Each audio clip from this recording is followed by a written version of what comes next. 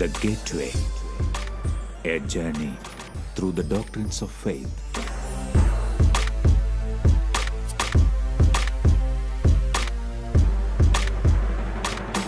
മാന്യ പ്രേക്ഷകർക്ക് ഗേറ്റ്വേയിലേക്ക് സ്വാഗതം.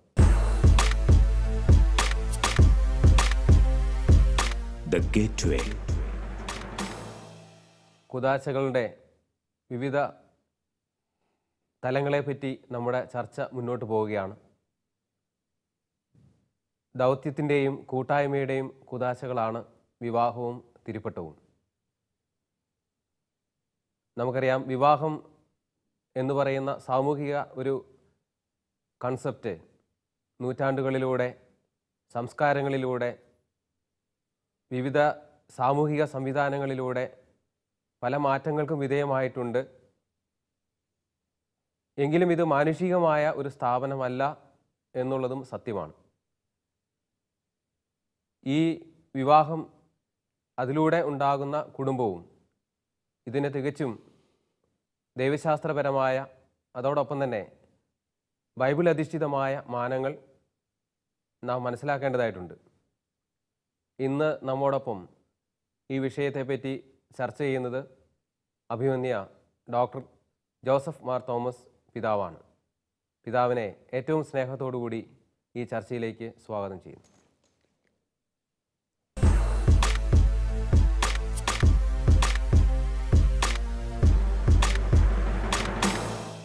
അഭിമന്യ പിതാവെ, ഇന്ന് വിവാഹമെന്ന കുദാശയെപ്പറ്റി നമ്മുടെ ഒരു ചർച്ച തീരുമാനിച്ചിരിക്കുകയാണ്. വിവാഹത്തിൻ്റെ വിവിധ വശങ്ങളെപ്പറ്റിയും, അതുപോലെ തന്നെ സാമൂഹിക, അതുപോലെ തന്നെ സാംസ്കാരിക, അതുപോലെ മതപരമായ, ബിബ്ലിക്കലായിട്ടുള്ള പല മേഖലകളിലുമൊക്കെ ആധികാരികമായി പഠിപ്പിക്കാൻ കഴിവുള്ള പിതാവ്, തീർച്ചയായിട്ടും ഈ വിവാഹത്തിൻ്റെ ഒരു ബൈബിൾ അടിസ്ഥാനപ്പെടുത്തിയിട്ടുള്ള ഒരു മാനങ്ങൾ ഒന്ന് വിശദീകരിക്കാമോ? വിവാഹമെന്ന കുദാശ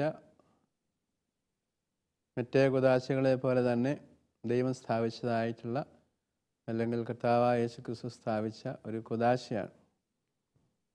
ഈ കുദാശ സ്ഥാപിക്കാനായിട്ട് പഴയ നിയമത്തിലും പുതിയ നിയമത്തിലും വ്യക്തമായ ചില ദർശനങ്ങൾ, കാഴ്ചപ്പാടുകൾ ദൈവം നമുക്ക് നൽകുന്നുണ്ട്.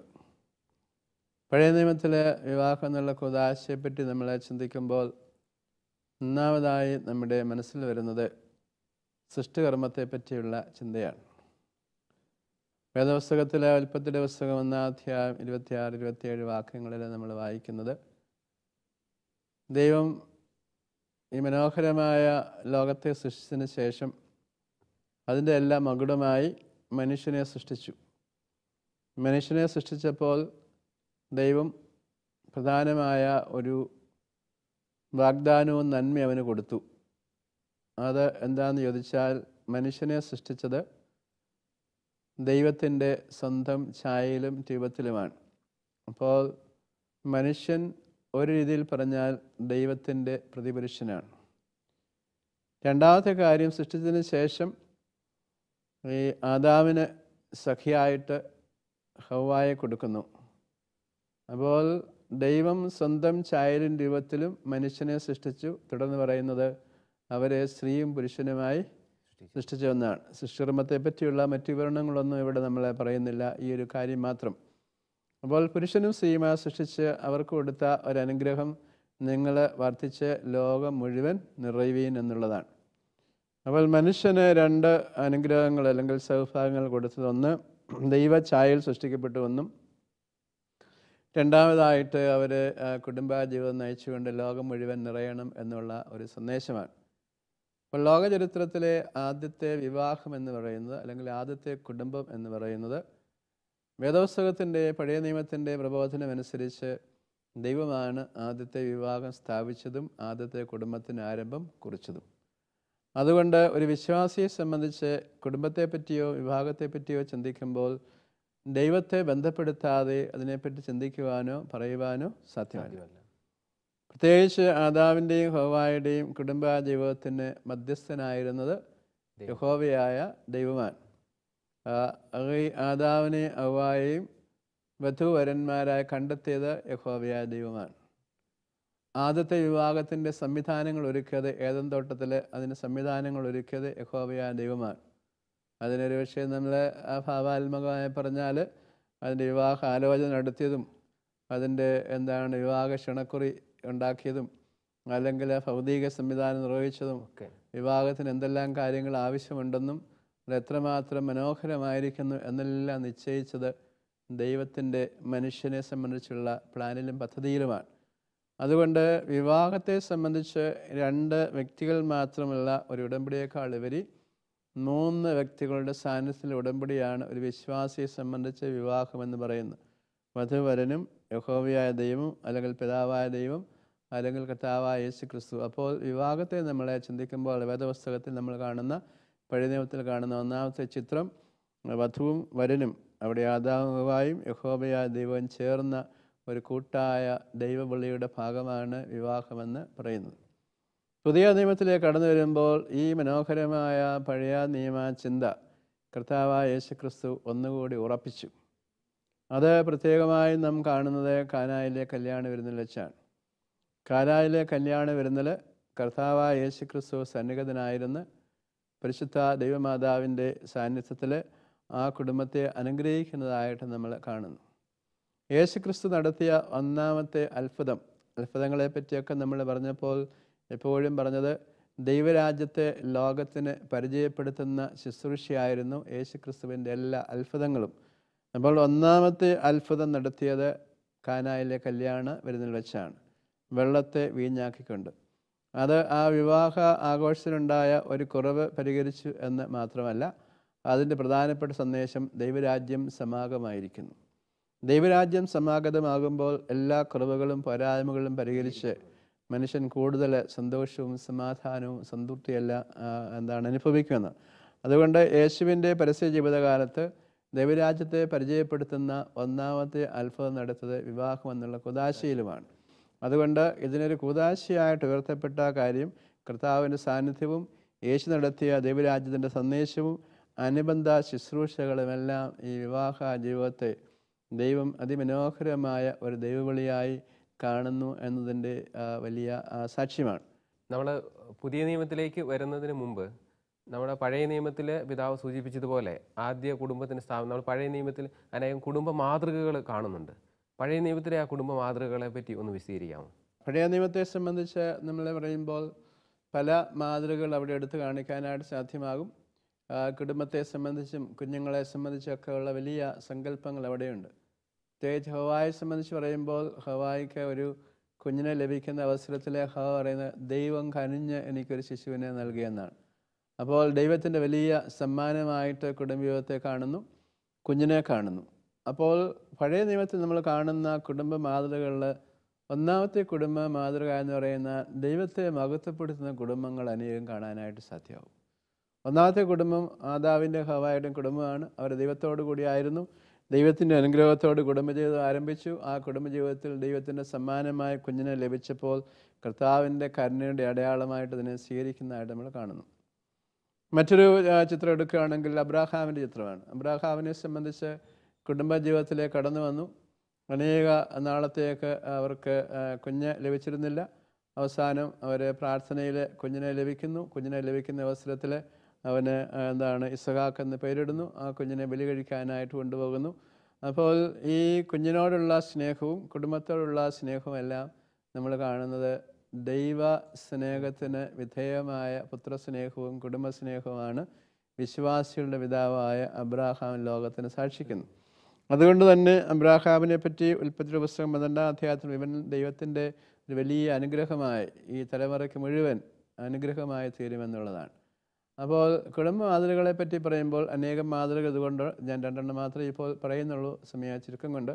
അപ്പോൾ ദൈവത്തെ മഹത്വപ്പെടുത്തുന്ന അനേകം കുടുംബങ്ങളെ പഴയ നിയമത്തിൽ കാണാനായിട്ട് സാധ്യമാകും.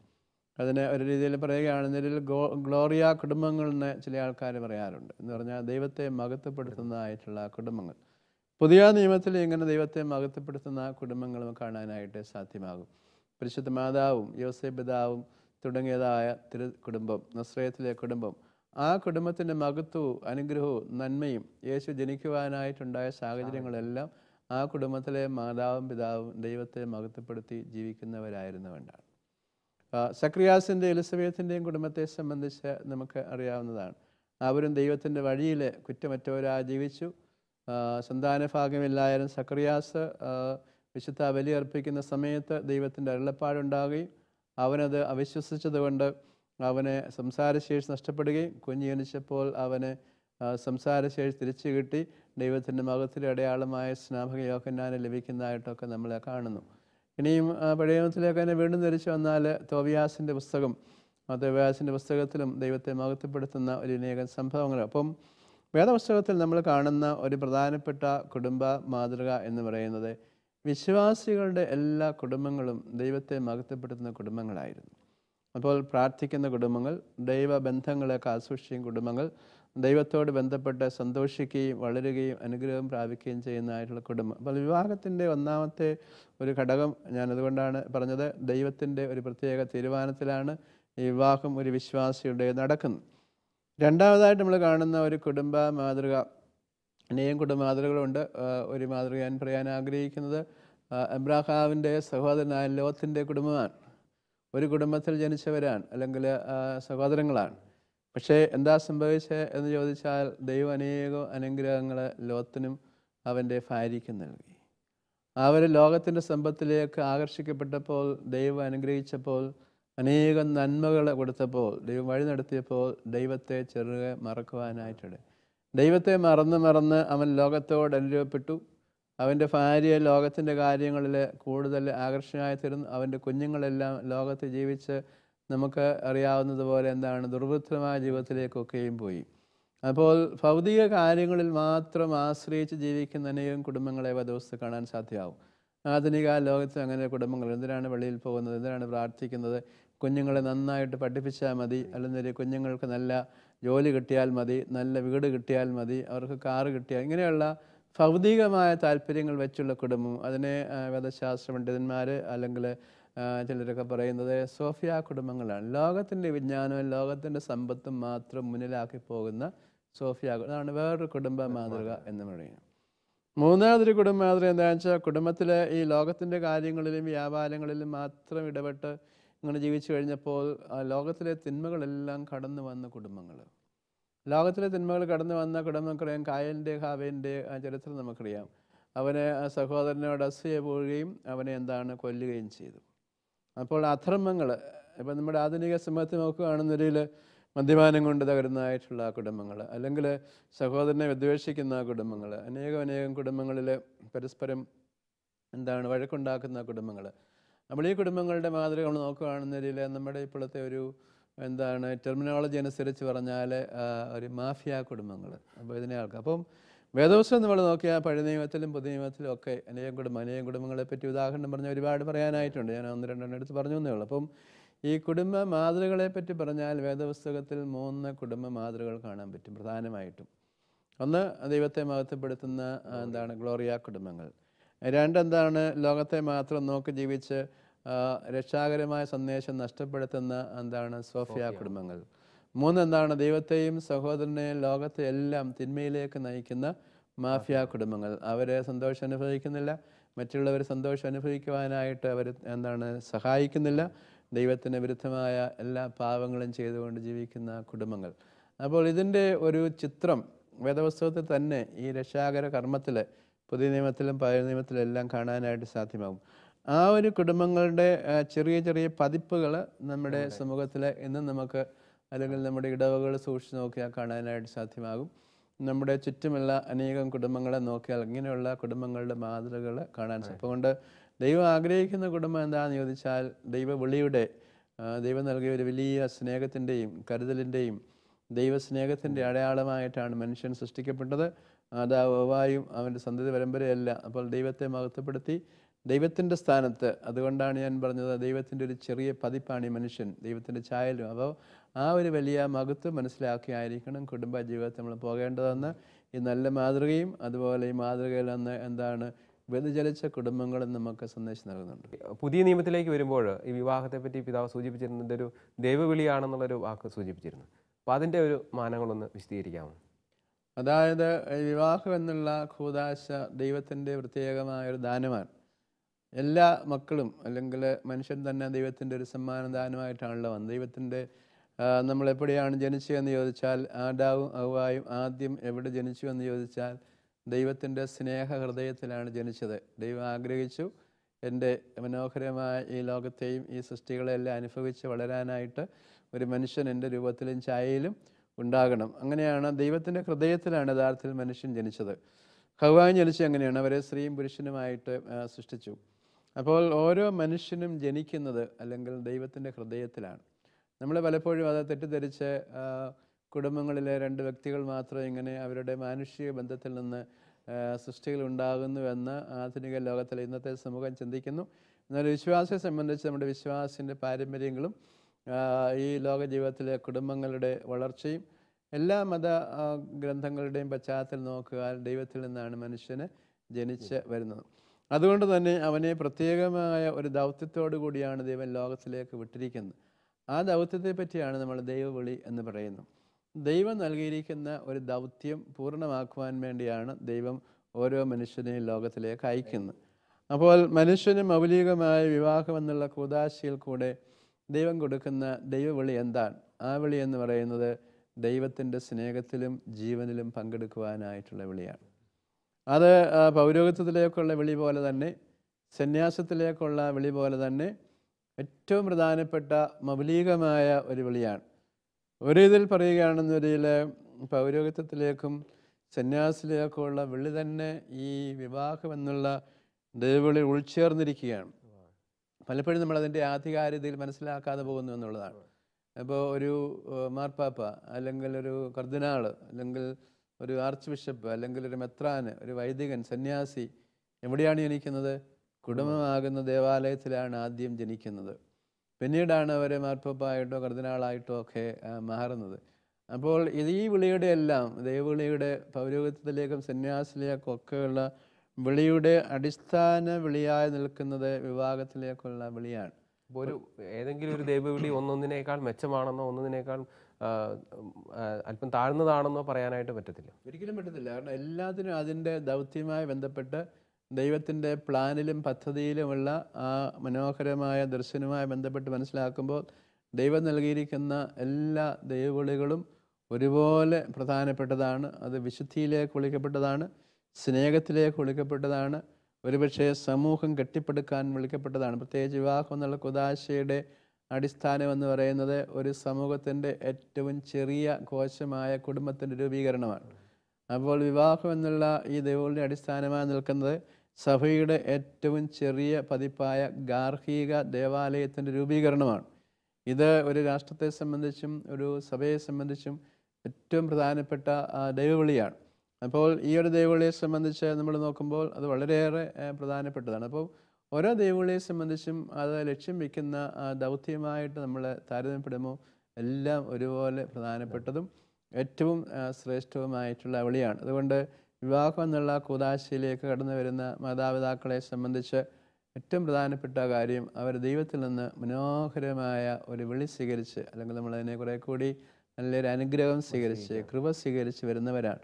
അതുകൊണ്ടാണ് നമുക്ക് മാതാപിതാക്കളോടൊക്കെയുള്ള വലിയ സ്നേഹവും കരുതലും എല്ലാം ഒരു കുഞ്ഞിന് ഏറ്റവും വലിയ അനുഗ്രഹമായി സന്തോഷമായിട്ട് ഇടയാകുവാൻ. അപ്പോൾ അവിടെ വലിയ കരുതലോടുകൂടി കുഞ്ഞിനെ വളർത്തുകയും അവരെ വിശ്വാസത്തിൽ കൊണ്ടുവരികയും നന്മയിലേക്ക് വളരുകയും ചെയ്യാനായിട്ട് അവർ ശ്രമിക്കും. അതുകൊണ്ട് വിവാഹ ജീവിതത്തിലേക്കുള്ള ദൈവവിളി ഏറ്റവും ശ്രേഷ്ഠമായ ഉന്നതമായ ഒരു ദൈവവിളിയാണ്.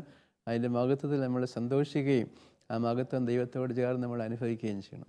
എല്ലാ കുദാശകളും സഭയിലുള്ളതാണ്, സഭയിലൂടെയാണ് നൽകപ്പെടുന്നത്, സഭയ്ക്ക് വേണ്ടിയിട്ടുള്ളതാണ്. അപ്പം ഈ വിവാഹത്തെപ്പറ്റി നമ്മൾ ചിന്തിക്കുമ്പോൾ അതിൻ്റെ പ്രാഥമികമായ ലക്ഷ്യങ്ങളായിട്ട് ദമ്പതികളുടെ നന്മയും സന്താനോൽപാദനവും അവരുടെ വിദ്യാഭ്യാസവും ഒക്കെ വലിയൊരു ഘടകമായി നിൽക്കുന്നു. ആ ഒരു സാമൂഹിക മാനത്തോടൊപ്പം തന്നെ സഭയും ക്രിസ്തുവും തമ്മിലുള്ള ബന്ധവുമായി ബന്ധപ്പെടുത്തിക്കൊണ്ട് ഈ വിവാഹം എന്ന കുദാശയെ പറ്റി വായിക്കാനും അഭിപ്രായം പറയുന്നത് കേൾക്കാനൊക്കെ ഇടയായിട്ടുണ്ട്. പ്രസംഗങ്ങൾ, പഠിപ്പീരുകളൊക്കെ അതൊന്ന് വിശദീകരിക്കാമോ? അതായത് വിശുദ്ധനായ പൗലോസ്ലീഹ ഈ വിവാഹത്തെ സഭയും യേശു ക്രിസ്തുവും തമ്മിലുള്ള ഒരു ബന്ധമായിട്ടാണ് ഉപമിച്ചിരിക്കുന്നത്. കർത്താവായ യേശു ക്രിസ്തു സഭയുടെ ശിരസ്സായിരിക്കുന്ന പോലെ കുടുംബത്തിൻ്റെ, അല്ലെങ്കിൽ ഇവിടെ ഭാര്യ എന്നാണ് പറഞ്ഞിരിക്കുന്നത്, ഭാര്യയുടെ ശിരസ്സാണ് ഭർത്താവ്, അല്ലെങ്കിൽ ഗൃഹനാഥൻ എന്നുള്ള ചിന്ത. കർത്താവായ യേശുക്രിസ്തു ശിരസ്സായതുകൊണ്ട് സഭ എപ്പോഴും കർത്താവായ യേശുക്രിസ്തുവിനോട് വിശ്വസ്തത പുലർത്താനായിട്ട് പരിശ്രമിക്കുന്നു. യേശുക്രിസ്തുവിൻ്റെ പ്രബോധനങ്ങൾ, യേശുക്രിസ്തുവിൻ്റെ പഠനം, യേശുക്രിസ്തുവിൻ്റെ കൽപ്പന, യേശുക്രിസ്തു സ്ഥാപിച്ച കൂദാശ, ഇതെല്ലാം ഭംഗം കൂടാതെ നടത്താൻ, വിശ്വസ്തയോടെ നടത്താൻ സഭ ശ്രദ്ധിക്കുന്നു. കാരണം യേശുക്രിസ്തു ഇതിൻ്റെ ശിരസ്സായി നിൽക്കുന്നു. അതുകൊണ്ട് സഭ യേശുക്രിസ്തുവിനോട് പൂർണ്ണ വിശ്വസ്തത പാലിക്കുവാനായിട്ട് പരിശ്രമിക്കുന്ന പോലെ പൗലോസ്ലീഹ പറയുന്നത് ഒരു വധു വരനോട്, അല്ലെങ്കിൽ ഭാര്യ ഭർത്താവിനോട് പൂർണ്ണമായ വിശ്വസ്തത പുലർത്തി ജീവിക്കുവാനായിട്ട് പരിശ്രമിക്കണം എന്നതാണ്. അപ്പോൾ ഈ ഒരു ബന്ധത്തിനകത്ത് വലിയ സ്നേഹവും വിശ്വസ്തതയുമാണ് പ്രധാനപ്പെട്ട ഘടകം. യേശുക്രിസ്തു സഭയെ സ്നേഹിച്ചതിൻ്റെ അടയാളമായ കുരിശിലെ യാഗമായി തീർന്ന് മരിച്ചു. ആ യേശു സഭയുടെ തലയായിട്ട് നിൽക്കുന്നു. ആ ഒരു വലിയ ത്യാഗം, സ്നേഹത്തിലൂടെയുള്ള ത്യാഗവും സമർപ്പണവും മനസ്സിലാക്കിയ സഭ എല്ലാ അവസരത്തിലും യേശുക്രിസ്തുവിനോട് വിശ്വസ്ത പുലർത്തുവാനായിട്ട് പരിശ്രമിക്കുന്നു. അപ്പോൾ ഇവിടെ സഭയുമായിട്ടുള്ള ആ താതാത്മ്യം, അല്ലെങ്കിൽ ഈ ഒരു ഉപമ പറയുന്നത് എന്തുകൊണ്ടാണെന്ന് ചോദിച്ചു കഴിഞ്ഞാൽ, വിവാഹ ജീവിതത്തിൻ്റെ മർമ്മം നിലനിൽക്കുന്നത് ഭാര്യ ഭർത്താക്കന്മാരുടെ ആഴത്തിലുള്ള സ്നേഹത്തിലും പരസ്പര വിശ്വാസത്തിലുമാണ്. അപ്പോൾ ഈ സ്നേഹത്തിൻ്റെ ആവശ്യ ഘടകമാണ് വിശ്വസ്തത എന്ന് പറയുന്നത്. അതിൻ്റെ ഏറ്റവും പ്രധാനപ്പെട്ട ഭാഗമാണ് സ്നേഹമുള്ളിടത്തെ ത്യാഗം ഉണ്ടായിരിക്കും എന്നുള്ളത്. അപ്പോൾ പഴയ നിബന്ധന നമ്മൾ വായിക്കുന്ന അവസരത്തിൽ യൗസേപ്പിൻ്റെ കഥയിലേക്ക് നമ്മൾ കടന്നു വരികയാണ്. യൗസേപ്പിൻ്റെ അടുത്ത് പാപം ചെയ്യുവാനായിട്ട് ക്ഷണിക്കപ്പെടുമ്പോൾ യൗസേപ്പ് പറയുന്ന അതിമനോഹരമായ ഒരു വാക്യമുണ്ട്: കർത്താവ് എന്നോട് കാണിച്ച വിശ്വസ്തത എനിക്ക് എങ്ങനെ മറക്കുവാൻ സാധ്യമാകും. അപ്പോൾ വിവാഹ ജീവിതത്തിലെ വെല്ലുവിളികൾ നിറയുന്ന ഒരു ലോകത്താണ് നമ്മൾ ജീവിക്കുന്നത്. ആ വെല്ലുവിളികൾ നിറഞ്ഞ ജീവിതത്തിനകത്ത് നമുക്ക് അറിയാവുന്നതുപോലെ അനേകം രീതിയിലുള്ള അവിശ്വസ്തതയുടെ സാഹചര്യം ഉണ്ടാകുക സ്വാഭാവികമാണ്. അല്ലെങ്കിൽ വിവാഹത്തിൻ്റെ ഒരിക്കലും വേർപെടുത്തുവാൻ സാധ്യമല്ലാത്തതായിട്ടുള്ള സ്നേഹത്തിൻ്റെ കൂട്ടായ്മ കർത്താവ് തന്നെ പറയുന്നുണ്ട്. മത്തായിയുടെ സുവിശേഷനിലെ ലേഖനം വായിക്കുന്ന പോലെ സുവിശേഷം പറയുന്നതാണ്: ദൈവം യോജിപ്പിച്ചത് മനുഷ്യൻ വേർപെടുത്തുവാനായിട്ട് പാടില്ല. അപ്പോൾ ഇതിനെ നമ്മൾ നോക്കി കാണേണ്ടത്, കർത്താവായ യേശുക്രിസ്തു ഒരു ദൗത്യം ചെയ്യുവാനായിട്ട് ലോകത്തിലേക്ക് വന്നു. യേശു ഈ ലോകത്ത് ദൈവരാജ്യത്തിൻ്റെ സന്ദേശം അറിയിച്ചു. അതിൻ്റെ പൂർണ്ണതയുടെ സന്ദേശം കൊടുത്തപ്പോൾ യേശുക്രിസ്തുവിനെ കുരിശിലേറ്റി. യേശുക്രിസ്തു കുരിശിൽ മരിച്ച് ഉത്ഥാനം ചെയ്ത് സ്വർഗത്തിലേക്ക് പോയി ഈ സന്ദേശം ശ്ലീഹന്മാരെ ഏൽപ്പിച്ചു. അപ്പോൾ വിവാഹ ജീവിതത്തിലേക്ക് യേശുക്രിസ്തു സ്ഥിരസായിരിക്കുന്നപ്പോൾ നോക്കുമ്പോൾ ഈ വിവാഹ ജീവിതത്തിൽ സന്തോഷവും ദുഃഖവും രോഗവും വേദനയും വെല്ലുവിളിയും എല്ലാം കടന്നു വരുന്ന അവസരത്തിൽ ഒരുപക്ഷെ ഈ ജീവിതം ദൈവവിളിയാണോ എന്ന് ചിന്തിക്കുവാനായിട്ടുള്ള പ്രലോഭനങ്ങളുണ്ടാകുക സ്വാഭാവികമാണ്. സഭയെ സംബന്ധിച്ച് പറയുമ്പോൾ സഭ യേശുക്രിസ്തുവിനോട് വിശ്വസ്തതയുള്ള മണവാട്ടി ആയിരിക്കണമെന്ന് പൗലോസ് പറയുമ്പോൾ ഈ സഭയിലെ അംഗങ്ങൾ നമുക്കറിയാം പല രീതിയിലെ കുറവുകളും പോരായ്മകളും, അല്ലെങ്കിൽ സ്നേഹമില്ലാത്ത അവസ്ഥയിലും പരസ്പരം വിദ്വേഷത്തിലും മത്സരത്തിലും ഒക്കെ ജീവിക്കുന്നവരാണ്. അങ്ങനെ കുറവുള്ള ഒരു ദൈവജനം യേശുക്രിസ്തുവിനോട് വിശ്വസ്തത പുലർത്തുന്നു.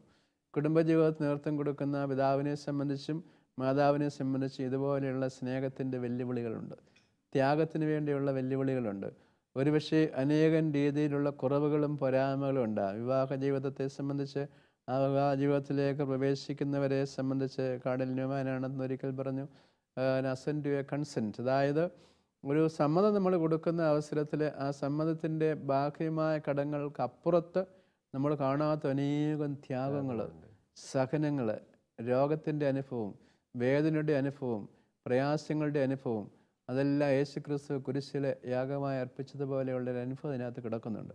അപ്പോൾ അത് കാണാതെ നമ്മൾ കൊടുത്ത ഒരു കൺസെൻറ്റ്, ഞാൻ ബാഹ്യമായി കണ്ട 2 കാര്യങ്ങൾ കൊണ്ടാണ് കണ്ടപ്പോൾ ഇഷ്ടപ്പെട്ടു, ഇങ്ങനെയുള്ള കാര്യം കൊണ്ട് വിവാഹത്തിൽ പ്രവേശിച്ചു എന്ന് പറഞ്ഞാൽ ഈ ഒരു വലിയ ത്യാഗത്തിലേക്ക് നമുക്ക് കടന്നു വരുവാനായിട്ട് സാധ്യത. അതുകൊണ്ട് സ്നേഹിക്കുന്നു പറയുമ്പോൾ, അല്ലെങ്കിൽ ദൈവത്തെയും കുടുംബത്തെയും സ്നേഹിക്കുന്നു പറയുമ്പോൾ ആ സ്നേഹത്തിന് അനുബന്ധമായ വിശ്വസ്തതയും ത്യാഗവും അതിനകത്ത് അറിയാതെ തന്നെ ഉൾച്ചേർന്നിട്ടുണ്ട്.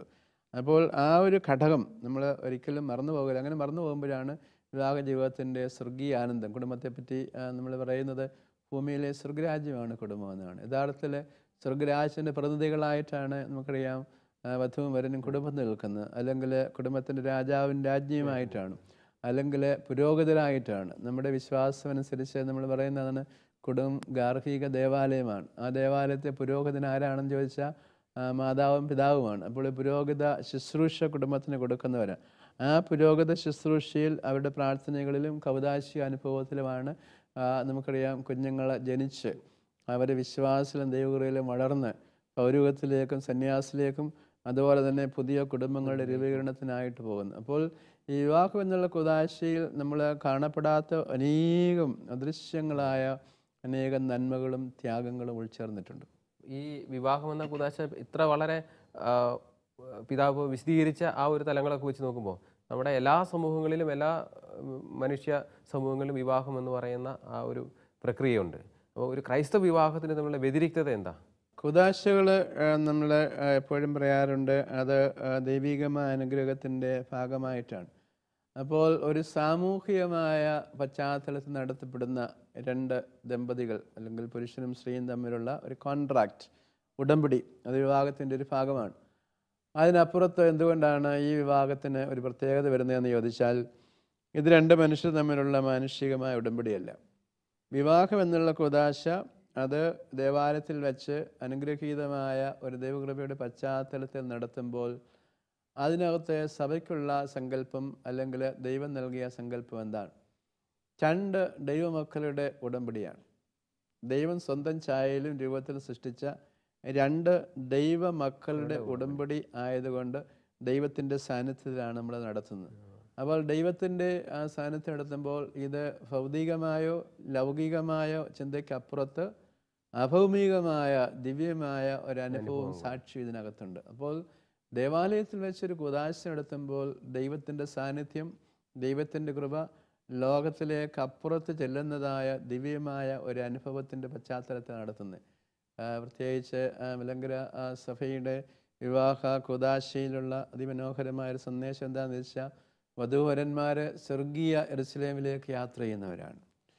അപ്പോൾ ഇതൊരു യാത്രയാണ്. യാത്ര ഭാര്യയും ഭർത്താവും ഒന്നിച്ചു ചേർന്ന കുഞ്ഞുങ്ങളും കൂടെ സ്വർഗീയ യെരൂശലേമിലേക്ക് യാത്ര ചെയ്യുകയാണ്. അപ്പോൾ സമൂഹത്തെ മാത്രം നോക്കി ഒരു സാമൂഹികമായ ഉടമ്പടിയാണ്, പുരുഷനും സ്ത്രീയും തമ്മിൽ ഉടമ്പടിയാണെന്ന് വിവാഹത്തെ നോക്കിയാൽ അവർ സ്വർഗത്തിലേക്ക് ഒരിക്കലും യാത്ര ചെയ്യുന്നില്ല. അവർ ഭൂമിയിൽ കൂടെ യാത്ര ചെയ്ത് ഇവിടെ മരിച്ച് ഇവിടുത്തെ ഇല്ലാതെയായിത്തീരുന്ന കാഴ്ചപ്പാട്. അതുകൊണ്ട് സാമൂഹിക കാഴ്ചപ്പാടിനകത്ത് ദിവ്യമായ ഒരു കാഴ്ചപ്പാട് കൗദാശികമായ അനുഭവത്തിലൂടെ നമ്മൾ ദേവാലയം വെച്ച് നടത്തുന്ന ഒരു കുദാശയ്ക്കുണ്ട്. അതുകൊണ്ട് കുദാശയാകുന്ന വിവാഹവും സാമൂഹിക ചടങ്ങാകുന്ന വിവാഹവും തമ്മിൽ മൗലികമായ വലിയ വ്യത്യാസമുണ്ട്. അപ്പോൾ അത് വളരെയധികം മനസ്സിലാക്കേണ്ടതായിട്ടുണ്ട്. ഇതിൻ്റെ അനുഗ്രഹങ്ങൾ, ഇതിൻ്റെ നന്മകൾ, കൂട്ടായ്മ, സ്നേഹം എല്ലാം ഈ ലോകത്തിൽ ആരംഭിച്ച് നമ്മുടെ ദൈവത്തിൻ്റെ സ്നേഹത്തിൽ ജനിക്കും നമ്മൾ പറഞ്ഞു. ദൈവത്തിൻ്റെ സ്നേഹത്തിലൂടെ ഈ ലോകത്ത് ജീവിക്കുന്നു. ഈ ലോക ജീവിതം പൂർത്തിയാക്കുമ്പോൾ ദൈവത്തിൻ്റെ സ്നേഹത്തിലേക്ക് കുടുംബം കടന്നു ചെല്ലുന്നു. അപ്പോൾ സഭയെ സംബന്ധിച്ചൊരു വലിയ കാഴ്ചപ്പാട് ഈ ലോകത്തിൽ ജീവിക്കുന്നവരുടെ സഭ മാത്രമല്ല, സ്വർഗത്തിലായിരിക്കുന്നവരുടെ സഭ. ഈ ലോകത്ത് ജീവിക്കുന്ന ദമ്പതികൾ മാത്രമല്ല, സ്വർഗത്ത് ജീവിക്കുന്ന ദമ്പതികളും കുഞ്ഞുങ്ങളും എല്ലാം നമ്മുടെ വലിയ വിശ്വാസത്തിൻ്റെ ഭാഗമാണ്. അതുകൊണ്ട് ഒരു സാമൂഹിക വിവാഹം ഈ ലോകത്ത് മാത്രം ചുരുങ്ങി നിൽക്കുമ്പോൾ ഒരു ക്രൈസ്തവ കൗദാശികമായ വിവാഹം ഈ ലോകത്തിൽ നിന്ന് സ്വർഗത്തോളം വളരുന്ന സ്വർഗീയ യാത്ര. അതുകൊണ്ടാണ് വധുവരന്മാർ സ്വർഗീയ യെരൂശലേമിലേക്ക് യാത്ര ചെയ്യുന്നവരാണ്. വിവാഹം ഭൂമിയിലെ ഏദൻ സൃഷ്ടിക്കപ്പെടുന്നു. ആ വിവാഹത്തിൽ ഏർപ്പെടുന്ന വ്യക്തികൾ മാമോദീസ സ്വീകരിച്ച വിശ്വാസികളുടെ തമ്മിലുള്ള ഒരു ഉടമ്പടിയാണ്. അതിൻ്റെ അന്തസ്സത്ത എന്ന് പറയുന്നത് അവിഭാജ്യതയും വിശ്വസ്തതയും ദമ്പതികളുടെ പൂർണ്ണ സമ്മതവുമാണ്. വിവാഹത്തിൻ്റെ ദൈവശാസ്ത്രപരമായ ബൈബിൾ തലങ്ങളെപ്പറ്റി വളരെ പണ്ഡിതോചിതമായി നമ്മളോടിന്ന് സംസാരിച്ച അഭിമന്യ പിതാവിന് നന്ദി പ്രകാശിപ്പിക്കുന്നു.